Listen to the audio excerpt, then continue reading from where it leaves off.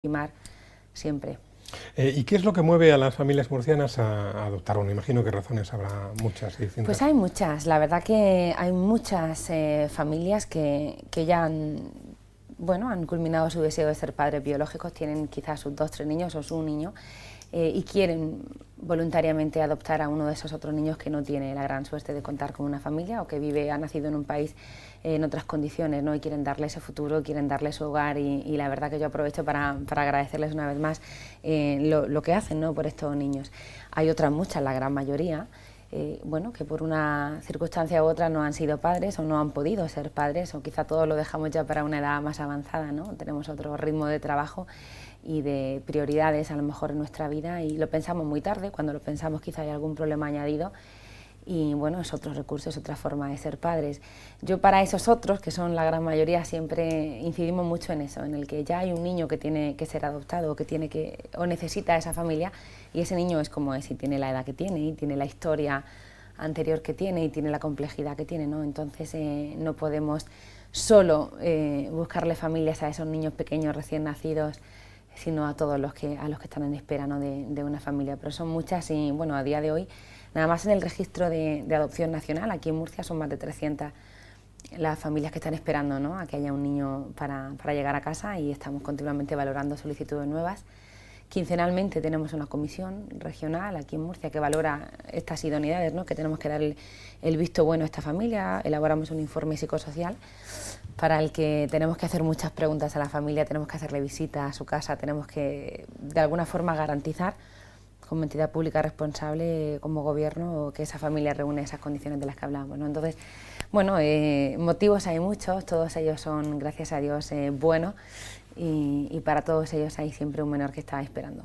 ¿Y en los países que entregan niños en adopción, en Etiopía, en China, en Rusia, en Bolivia, en Ucrania, en Colombia, hay digamos, disposición de niños para ser entregados en adopción? Disposición, entiendo, niños esperando. Efectivamente. Sí, en todos estos países hay diferentes orfanatos, como todavía los llaman ellos, ¿no? Hogares, similares a los centros de protección que podamos tener aquí en la región o en otras zonas del país, que están a la espera. Y lo que se intenta es, de alguna forma, enlazar, ¿no? esta solicitud de esta familia que tiene estos motivos y que está, de alguna forma, esperando a este tipo de menor con esta edad por su propia realidad familiar de ese momento, ¿no? Y este otro niño hay que casar mucho esa oferta y demanda, que no es así, perdóname los términos, pero sí, que en cierto modo es la disponibilidad de la familia y el perfil del menor lo que hay que casar. Entonces sí que hay niños esperando y conforme entran las solicitudes, de alguna forma se intenta casar la mejor familia para ese niño en particular. Siempre desde la óptica del menor. Es importante resaltarlo porque no se busca un niño de 3 años para esta familia, sino ese niño que ya tiene 3 años, ¿qué familias hay que estén dispuestas a acogerle o a adoptarle y cuál de ellas de alguna forma es la más idónea? Y luego, por supuesto, siempre hay un registro de entrada, hay unos cupos a veces, no por países. Imagino que entre los padres adoptantes las preferencias serán niños de muy corta edad, claro. Claro. El hecho cuando visitamos, por ejemplo, aquí en Nacional, ¿no? que es hasta donde tenemos las competencias íntegras y podemos de alguna forma formalizar todo el proceso, ¿no? Desde la solicitud hasta que el niño ya va a casa con la familia, visitamos los centros y ver a los niños muy pequeñitos, una entrega voluntaria, quizás se te encoge un poquito el corazón, ¿no? de ver un niño tan pequeño esperando una familia, pero sin embargo es el niño que más rápido va a salir, el niño que seguro va a tener una familia a la que poder irse y por tanto son muy poquitos los meses que pasan desde que el niño llega al centro de protección hasta que sale con una familia adoptiva. Hay otros muchos que tienen más edad, que tienen otras complejidades, que tienen un grupo de hermanos mayor que no queremos romper y que es más difícil, ¿no? Para esos otros niños pues tenemos otros recursos de los que en algunas ocasiones hemos hablado, de acogimientos familiares, de diversa índole para poder suplir esa familia adoptiva que no está a la espera, ¿no? No son muchos, pero sí que a veces llegan los casos, no sé, de un grupo de 4 hermanos. Yo entiendo, a ver qué familia murciana de repente puede adoptar a 4 niños de golpe. Es como tener un parto múltiple, ¿no? de 4 niños de una vez y es más complejo.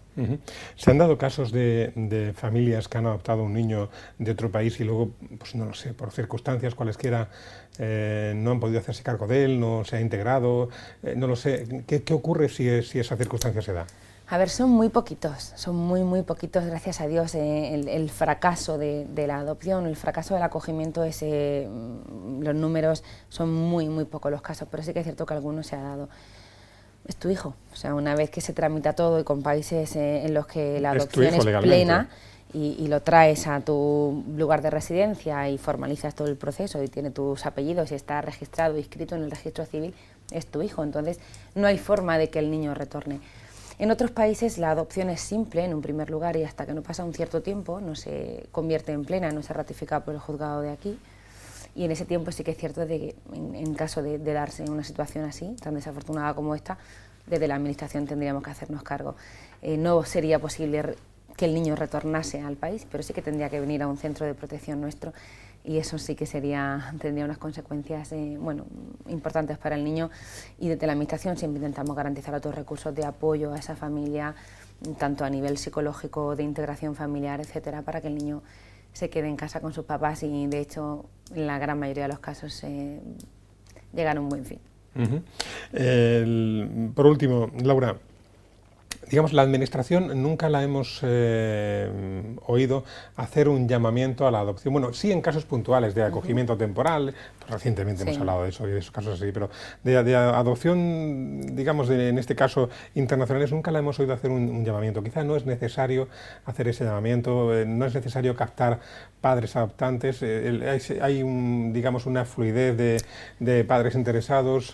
Hay muchas solicitudes, muchas más que niños quizá esperando, de Murcia, de España y de todos los países.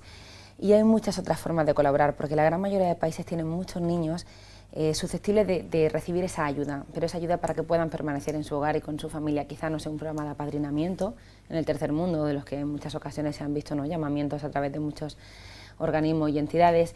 Es quizá más factible y de alguna forma en algunos países más recomendados ayudarles a que puedan seguir viviendo con su familia en su lugar de origen, que no hacer un llamamiento para que esas mamás los entreguen voluntariamente para que puedan salir de sus países, ¿no? Todos los países abogan por eso, por la cooperación al desarrollo de esos países para que los niños se puedan quedar allí. Ningún país quiere aceptar que sus niños salen. Es frecuente ver incluso algunos de los requisitos de estos países es que los blancos, como ellos nos llaman, cuando son países de otra etnia, otra raza, que no seamos muy visibles en el proceso. Ellos quieren que si no hay quien cuide a sus niños salgan fuera, pero que no se vea en el país. O sea, es muy fácil que recomendamos no alojarse en un hotel céntrico. Hay que hacerlo de forma muy comedida porque es algo que el país de alguna forma no está dispuesto a aceptar, ¿no? No quiero ser un país tercermundista en el cual mis niños salen fuera, ¿no? Entonces, programas de acogimiento, programas de cooperación para ayudar al país, muchos. Necesidad de llamamiento no, sí que hay necesidad quizá de concienciación de esos otros niños de los que hablamos de otra edad, de no ser tan estrictos cuando pensamos en adoptar, en los bebés, en los niños muy pequeñitos, en que todo sea muy rápido, en que todo vaya... bueno, yo creo que desde el momento que solicitan algunas parejas la tramitación, ¿no?, de su expediente, ya están comprando la cuna, adecuando la habitación, y hay que esperar, ¿no?, a que te digan quién va a ser tu niño, qué necesidades tiene, porque quizás no es un bebé de 6 meses, sino un niño de 1 año y medio, y la realidad familiar luego va a ser otra y las necesidades otras también, ¿no? Entonces el llamamiento a concienciarnos, ¿no?, en que ya hay un niño X con estas necesidades que necesita de nosotros. Y bueno, en tono nacional, aquí en la región de Murcia, al revés, o sea, hay muy poquitos niños que pueden salir en adopción, muy poquitos. El llamamiento sería quizá para esas chicas adolescentes que quieren o piensan que no están ahora mismo capacitadas para seguir adelante y tener a su niño y formar una familia ya por las circunstancias que sea. Se pueden dirigir a nosotros, podemos ayudarles bien a que sigan adelante o bien, en su caso, a que entreguen a su niño para otra familia que sí que está dispuesta y esperando, ¿no? Y esperando mucho tiempo. Siempre se quejan de alguna manera las familias en los trámites, en que todo se hace muy lento y quizá no conocen que la lentitud no se debe a la administración o a que el gobierno regional no pueda dar respuesta en un menor plazo, ¿no?, en un plazo más corto, sino a que no, hay niños en los centros, los niños que hay son niños más mayores. Entonces hay que esperar mucho, hay que ser muy paciente y hay que esperar a que llegue ese niño que puede venir a casa.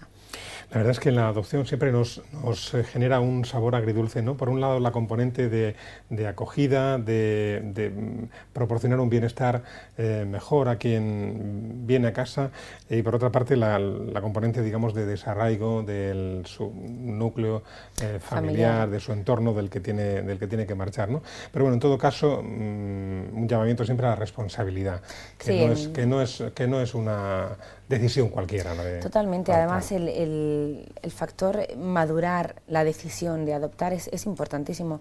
No son muchos los casos en los que la Administración, en este caso la Dirección General que coordino actualmente yo, emite un informe de no idoneidad, pero también hemos tenido algunos.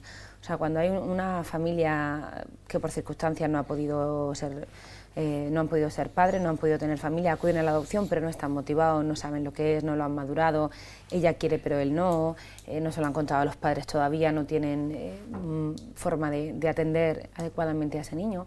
Eso es un motivo para, según nuestro decreto además, ¿no? para que no sean idóneos, porque ese niño que ya ha sufrido todo eso anteriormente y que ha tenido esa realidad tan difícil, no debe de ir a ese hogar donde no lo desean a él, sino al niño que no tuvieron, ¿no? Es muy complejo. Bueno, de todas formas, lo primero que vamos a desear es que esas 91 familias murcianas que están ahora en Etiopía esperando resolver su trámite, lo puedan resolver cuanto antes y vengan con su mozo, con su moza a casa lo antes posible. Laura Muñoz, directora general de Familia e Igualdad de Infancia, muchas gracias por acompañarnos y por contarnos todos estos datos sobre el mundo de la adopción. Muy amable. Muchas gracias a vosotros, como siempre. Gracias. También gracias a ustedes. Nos encontramos mañana, si quieren, aquí en Primera Línea. Hasta entonces.